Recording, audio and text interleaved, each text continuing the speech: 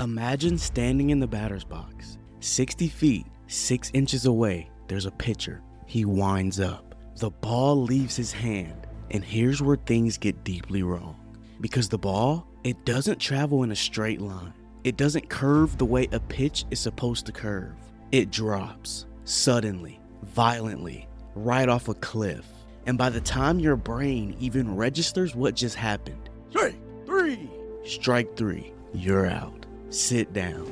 The pitch was so effective, so disorienting, so fundamentally unfair that Major League Baseball didn't just discourage it, they banned it. And today, I'm going to tell you everything about it. My name is B. Welcome back to the channel.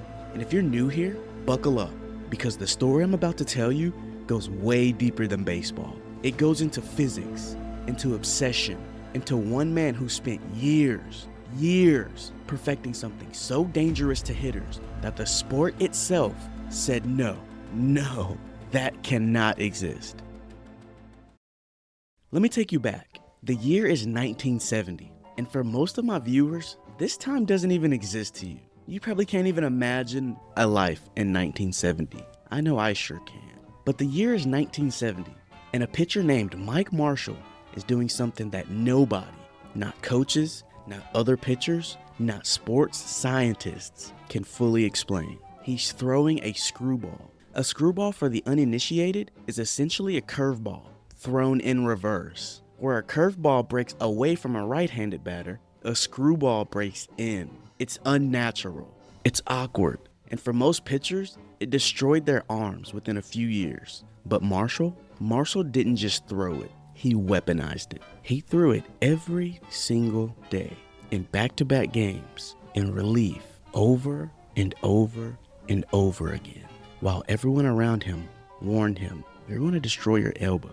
You're going to end your career. But he didn't. In fact, in 1974, Mike Marshall became the first relief pitcher in history to win the Cy Young Award, the most prestigious pitching honor in baseball. And he did it by throwing a pitch that looked, to hitters, like it was falling off the edge of the earth. But here's what I need you to understand.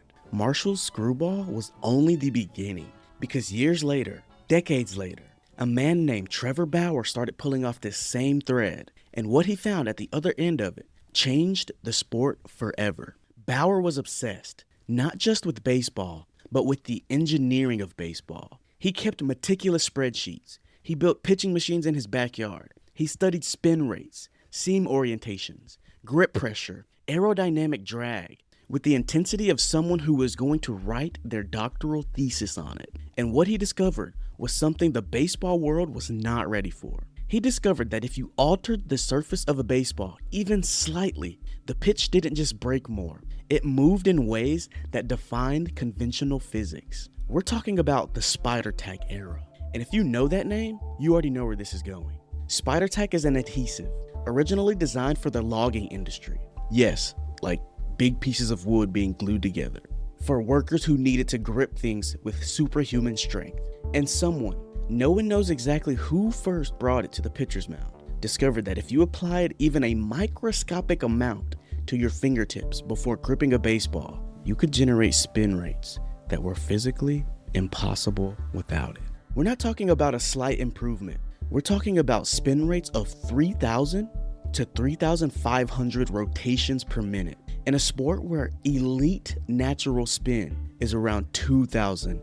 The baseball didn't just move, it vanished. Hitters described it as, and I'm not exaggerating here, like trying to hit a pitch that had teleported. And this is where it gets absolutely insane. Because Bauer, who had spent years publicly documenting this problem, who had warned MLB about the substance epidemic, who had practically handed them a roadmap of exactly what was happening and why, was also quietly experimenting himself. He later publicly admitted it. He went on camera. He said, look, I wanted to prove a point. I wanted to show that this was possible. And in 2020, the year he won the Cy Young Award, his fastball spin rate had jumped by hundreds of rotations per minute, seemingly overnight. His pitches were doing things that analysts couldn't explain with clear physics. The league noticed, and in June of 2021, Major League Baseball did something it had never done in modern era. They issued an emergency directive mid-season Pitchers would be checked. Foreign substances would result in immediate ejection, 10-game suspensions, the whole thing. And the stats, guys, in the immediate weeks after the crackdown, batting averages shot up, strikeouts dropped. I mean, it's like the 2026 stock market and oil prices. Everything just plummeted or skyrocketed, no in between. The entire offense versus pitching balance that had been tilting for years had corrected itself almost overnight, which told you everything you needed to know about how widespread this had become.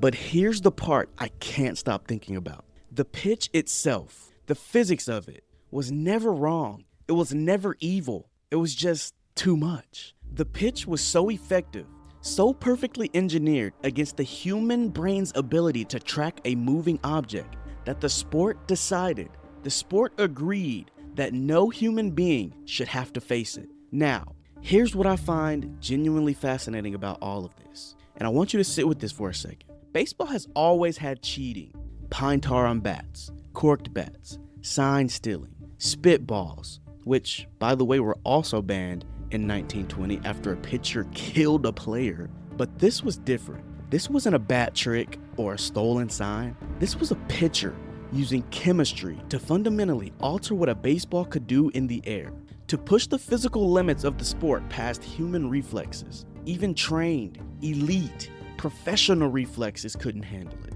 And MLB's response? Slow, reluctant, then sudden and total. Tells you something important about what sports will tolerate, about where the line actually is, and how long that line can get pushed before someone finally draws it. Mike Marshall threw a pitch nobody understood. He got a Cy Young.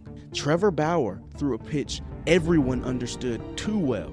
He got banned. The difference? About 50 years, a bottle of adhesive, and a spin rate that made the ball disappear. That's the story about a pitch they had to ban. A story about obsession, about physics pushed past their limit, about a sport staring at something extraordinary and deciding it was too dangerous to exist. If you made it this far, thank you. Genuinely. Hit the subscribe button if you want more stories like this one, and leave a comment. Do you think the ban was right? Or did baseball just outlaw genius? I'll see you in the next one.